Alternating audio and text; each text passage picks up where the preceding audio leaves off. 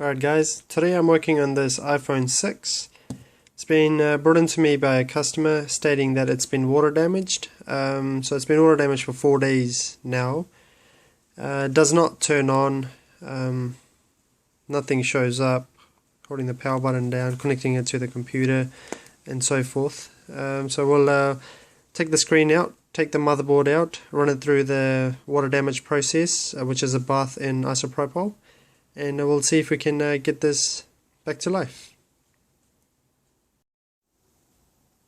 Alright, so I've gone ahead and removed the motherboard from the phone. So we have a look on the reverse side of this motherboard. There's extensive residue of that water damage. Apparently this was dropped in a swimming pool. So it's been a while since it's been dropped in the pool, 4 days or so. So what we'll do now is we'll put this into little container, and what I'm using for this is isopropyl alcohol. So we'll pour that into this. So you just want to submerge it, and just enough so it covers everything, and leave it in there for a while. So make sure everything's covered. We'll pour some more in. Yep. I'll leave it in there for about 10 to 15 minutes, let's say, and we'll take it out, give it a clean with the brush, and put it back on the phone and see how we go.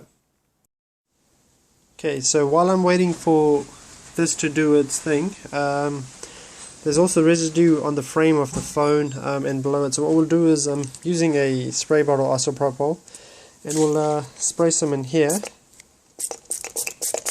And we'll give that a little brush around and clean and so forth, and let's see how we go from there. Okay, so that's about 15 minutes now, so we'll go ahead and take this out of the isopropyl bath and get rid of all of that. Then we'll give it a good wipe down with some tissues and so forth. Just make sure to absorb everything there. And we'll give all of this residue a good wipe down so we can get everything clean and so forth.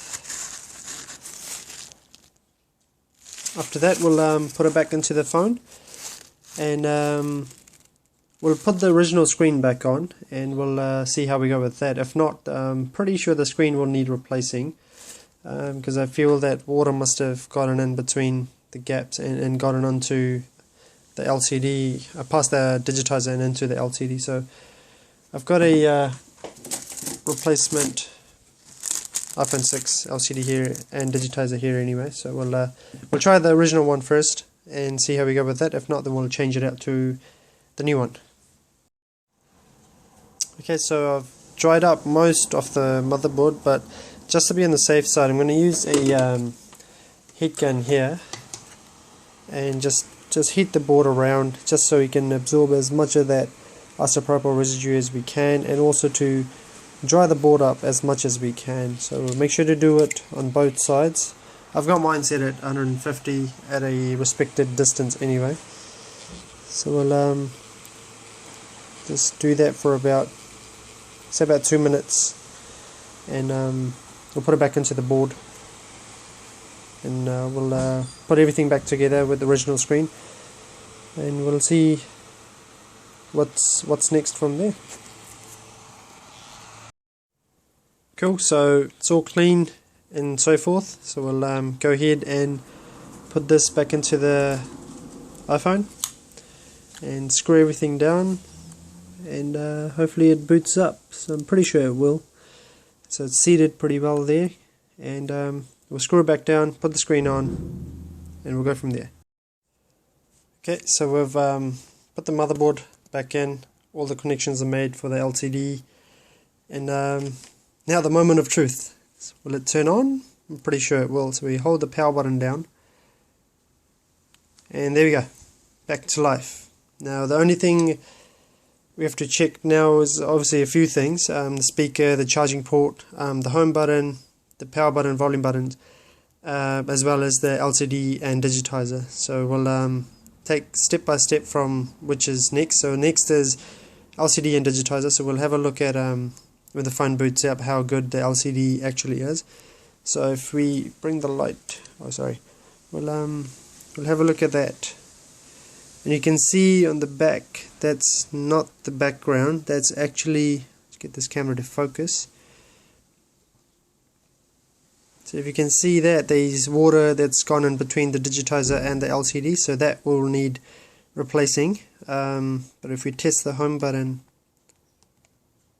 so that should be okay, but we will test all of the functions, the button functions anyway. So that's all fine, and we'll test this. Okay, so the home button seems to be responsive, but we'll have a look over that once we take the screen out and replace it with a new one. So got a new one here, and we'll swap them over and see how we go. Cool, so I've gone ahead and replaced it with the new LCD. Check the home button, that's fine. We'll go into the dialer, check all of the touch functions, and that's all good to go. So there you have it, it's back to life. Water damage repair. I'm using isopropyl alcohol, and so taking extra care to put everything back in where it came out of. So thank you, and hope this has helped someone out there.